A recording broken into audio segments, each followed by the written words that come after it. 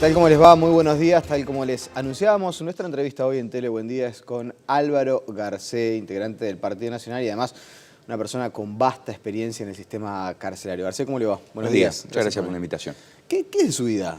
Después de terminar la campaña electoral en Montevideo, un poco se retiró de los focos de los medios. Bueno, en este momento retomé completamente actividades que tenía un poco descuidadas y que me gustan mucho. Esto va desde la docencia hasta cuestiones privadas, particulares. En este momento, después de haber descansado, tras una campaña que fue muy intensa, estoy ya en plena actividad, trabajando en el asesoramiento a la bancada en distintos proyectos de ley.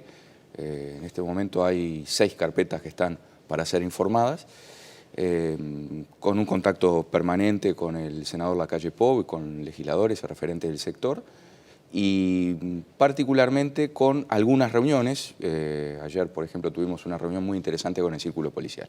Lo convocábamos porque había cuenta de su experiencia como comisionado parlamentario, sabe bastante de sistemas de reclusión. Queríamos conocer su visión acerca, por ejemplo, lo que les generaron las imágenes que vamos a ver a continuación, que vamos a repasar y que son de público conocimiento, ¿no? que todos hemos visto. Cuando vio estas imágenes, ¿qué le generó? Bueno, desde luego que sorpresa no, en la medida en que la cuestión del maltrato ha sido largamente denunciado.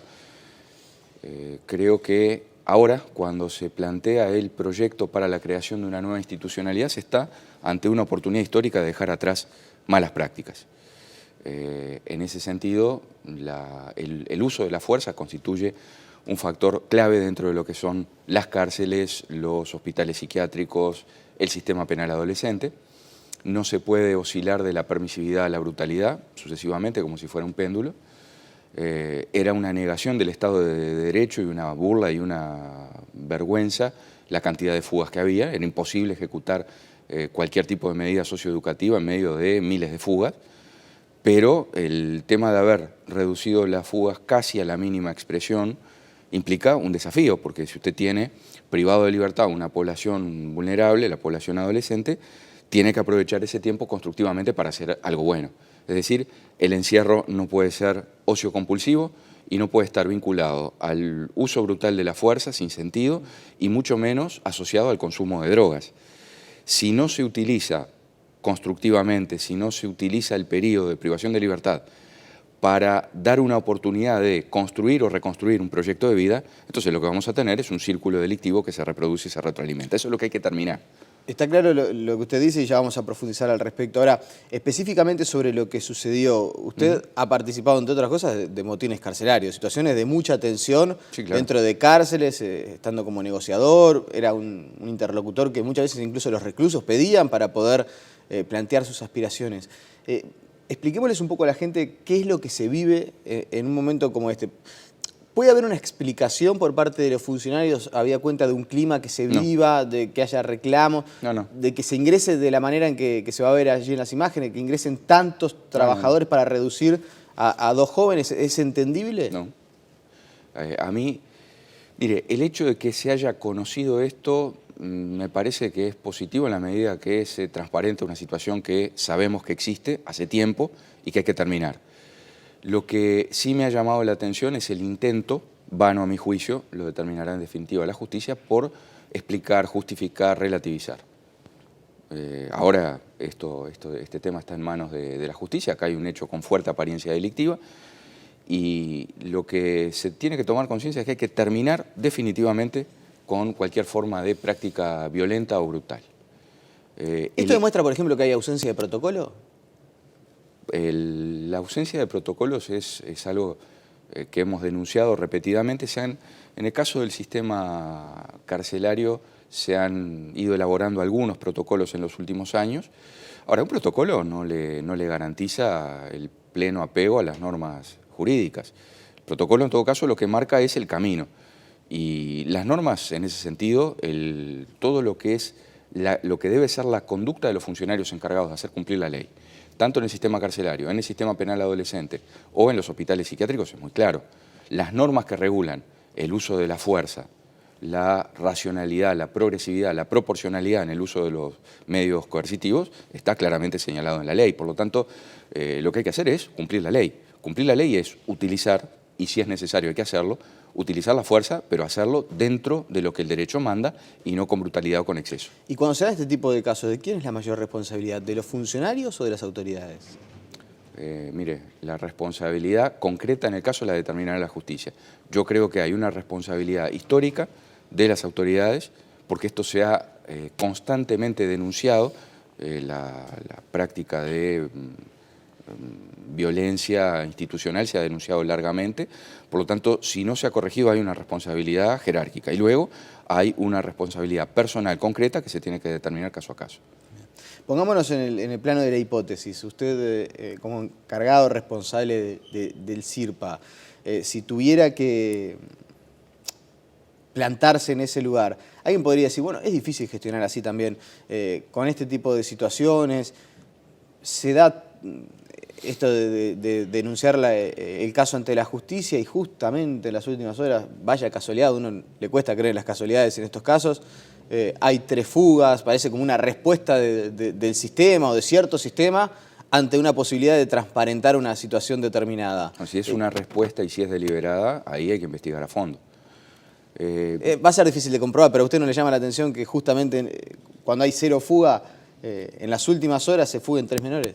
Sí, es llamativo y tiene que ser investigado a fondo. Yo creo que a todo el mundo tiene que ser llama la reflexión, por lo menos. No, tiene que ser investigado.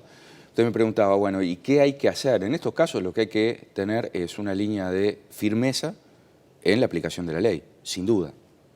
La aplicación de la ley como objetivo, el control y el seguimiento de cada una de las intervenciones que se realizan.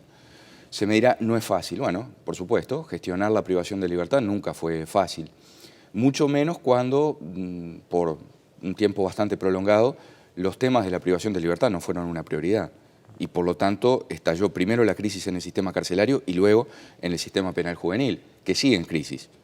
Porque mientras se estaba votando el presupuesto pasado y se estaban atribuyendo fondos importantes para la mejora del sistema carcelario, se acordaba en la Interpartidaria de Seguridad en el año 2010 una reforma profunda de todo el sistema penal adolescente, que luego quedó como una cuestión pendiente durante el periodo. Se dio solamente el primer paso, la creación del CIRPA como una etapa transitoria.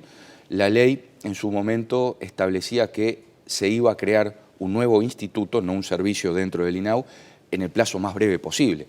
Cuando la ley señala plazos breves y posibles, hay buena razón para ponerse a temblar en el sentido de que lo provisorio tiende a ser definitivo.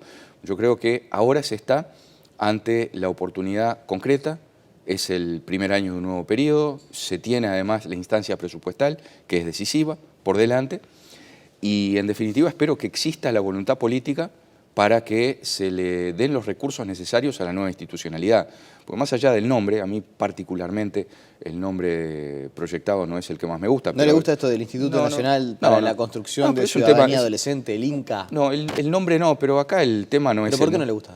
Mire, lo estuve mirando de adelante para atrás y de atrás para adelante el proyecto. Es un proyecto breve, algo menos de 30 artículos, y francamente creo que lo más importante es lo que está dicho en la ley, pero no está resuelto. En el proyecto hay una norma que refiere al pasaje del personal, el artículo 16, en el texto proyectado. Si bien por un lado se establece con absoluta claridad que todos los bienes afectados, bienes del INAU, afectados al sistema penal adolescente, van a pasar al nuevo instituto, no queda definitivamente claro qué va a pasar con el personal. Entonces, lo que cuenta aquí es, lo que es definitorio acá es con qué personal, con quiénes, con cuántos y sobre todo en qué condiciones se va a trabajar en ese nuevo instituto. Si se le cambia el nombre, se le varía la presentación de los cometidos, pero en definitiva se continúa en el día a día, en la práctica cotidiana, en el contacto entre el funcionario y el adolescente, con las mismas prácticas que hasta ahora, entonces se habrá cambiado el nombre y poco más. ¿Y las prácticas y eso se puede modificar mediante una ley? No, la ley es tan solo el primer paso y una oportunidad. No, ahí sin duda lo que hay que lograr es una reforma profunda. Desde luego que no es una cuestión de un mes para el otro, ni siquiera de un año para el otro. El sistema de la privación de libertad ha ido estallando sucesivamente en crisis. Decía, primero fue la crisis del sistema carcelario. Tal vez fue necesario, costosamente necesario, la pérdida de muchísimas vidas, motines, el padecimiento de los funcionarios durante años para que se tomara conciencia. Y también parece haber sido necesaria la observación grave a nivel internacional. En el caso del sistema penal juvenil, creo que se ha perdido tiempo y que es el tiempo ahora de la reacción, es el momento de la reacción. Usted hacía especial hincapié en los funcionarios, en cuántos, en cómo, de qué manera van a trabajar, quiénes. ¿Quiénes y de qué manera? ¿Y qué es lo que usted piensa que se debería hacer? Si lo tuviera que resumir en una frase, es terminar con cualquier situación o práctica de abusos y aplicar la ley. Aplicar la ley puede parecer como algo muy obvio o muy sencillo, sin embargo no lo es. Si a la nueva institucionalidad se le dan cometidos muy amplios que prácticamente recorren todo el abecedario, si se dice que se le va a dotar de los recursos necesarios, pero después eso no ocurre, entonces es muy difícil que pueda cumplir adecuadamente sus cometidos. Pero a ver si lo entiendo. Usted plantea, está muy bien la creación de un nuevo servicio descentralizado, de un nuevo organismo, parece algo lógico, es el cumplir con la ley. Con la ley y con un acuerdo que se había alcanzado. Con el acuerdo, sí, con el acuerdo del 2011. Ahora, por ejemplo, ¿usted ve una posibilidad o una buena oportunidad para eventualmente hacer un buen diagnóstico, un buen análisis, una evaluación de los funcionarios que hoy tiene el CIRPA para ver con cuál continuar y con cuál no dentro de ese nuevo organismo? Por supuesto. Y sobre todo marcar reglas claras y que se cumplan. En ese nuevo instituto no puede tener cabida ninguna clase de mala práctica. El cambio de la ley, el cambio de nombre, la transferencia de los bienes por sí solo no asegura absolutamente nada. Pero reitero que es una muy buena oportunidad de empezar algo diferente en el sentido de dejar atrás prácticas históricas que han hecho un daño enorme. Bien.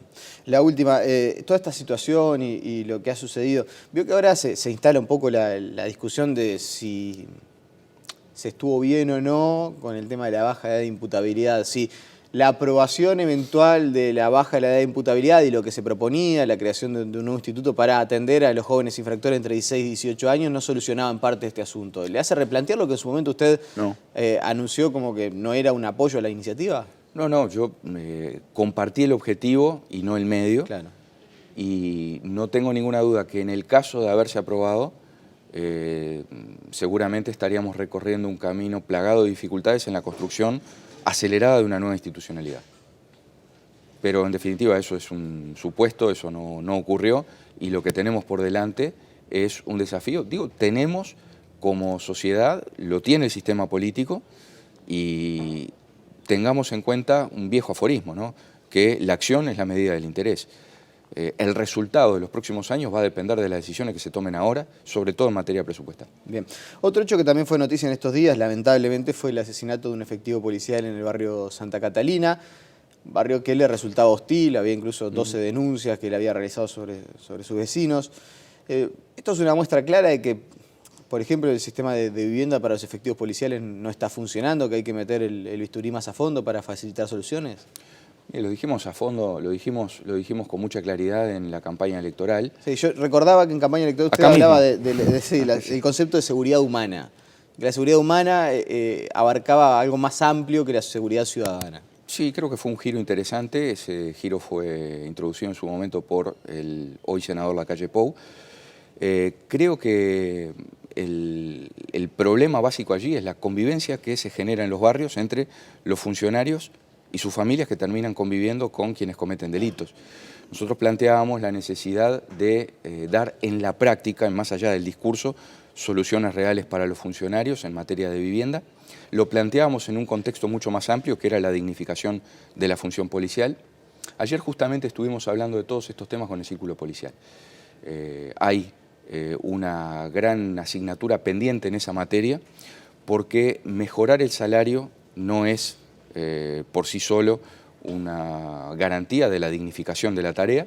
La dignificación de la tarea policial requiere un reconocimiento mucho más amplio. Como parte de ese reconocimiento mínimo, lo primero es que no tengan que convivir en los mismos barrios con las personas a las que tienen que perseguir y apresar en los procedimientos. Es una cuestión mínima de garantía. ¿En qué se va pensando el funcionario a trabajar y en qué está pensando mientras su casa y su familia quedan en condiciones muchas veces de riesgo objetivo. Allí hay una dificultad. También siempre se dice que generar especie de barrios policiales puede contribuir a una especie de guetización y de identificación de viviendas, que se podría pensar en, yo qué sé, como una cooperativa policial, en facilitar un sistema para que los policías vivan en un mismo entorno. Mire, las cooperativas no necesariamente son guetos, ¿no? Pero lo que nosotros entendemos prioritario es el acceso a créditos de forma tal que puedan tener una vivienda como cualquier otro ciudadano, naturalmente que con una atención calificada, de forma tal que se pueda dar una respuesta. Bien. Eso no implica necesariamente construir barrios y separarlos del resto. Lo que hay que terminar es con la convivencia esa que se genera en los barrios donde, reitero, el funcionario está sometido a estrés, no solo cuando está trabajando, sino en el trayecto y cuando regresa a su casa. Me quedan un par de minutos y no quiero dejar de preguntarle cómo ve las primeras semanas de gestión de Daniel Martínez en la Intendencia de Montevideo, su ex competidor. Sí, bueno, la situación de la Intendencia de Montevideo nosotros habíamos denunciado que era crítica. Se nos había dicho en la campaña que no iba a haber déficit, que la Intendencia estaba muy bien, que las dificultades habían quedado atrás y nosotros decíamos, así como se estaba intentando un maquillaje apresurado y a último momento en los barrios, también se estaba mintiendo a la ciudadanía con respecto a la situación de la Intendencia. Hoy el intendente electo, ya en ejercicio, enfrenta las dificultades heredadas de una mala administración anterior. O sea que la falta de honestidad intelectual en campaña no solamente correspondió, por ejemplo, al Ministerio de Economía, sino también se dio en la Intendencia de Montevideo. En el caso de la Intendencia, nosotros teníamos la seguridad, con pruebas concretas, que en los barrios se estaba haciendo esa operación de maquillaje que implicaba hacer de apuro y mal lo que no se había hecho correctamente en los años anteriores. Y además, cuando la entonces intendenta dijo que para este año no iba a haber déficit, para este ejercicio, nosotros dijimos, esperen unos meses y van a ver cuál es la realidad. Lamentablemente todo eso se confirmó.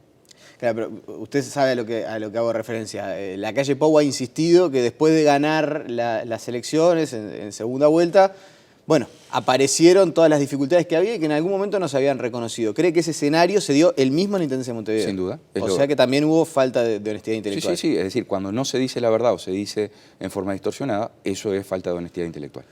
Le agradecemos su presencia esta mañana aquí en Telebuen Día. Muchas gracias, a las órdenes. La pausa y seguimos con mucha más información.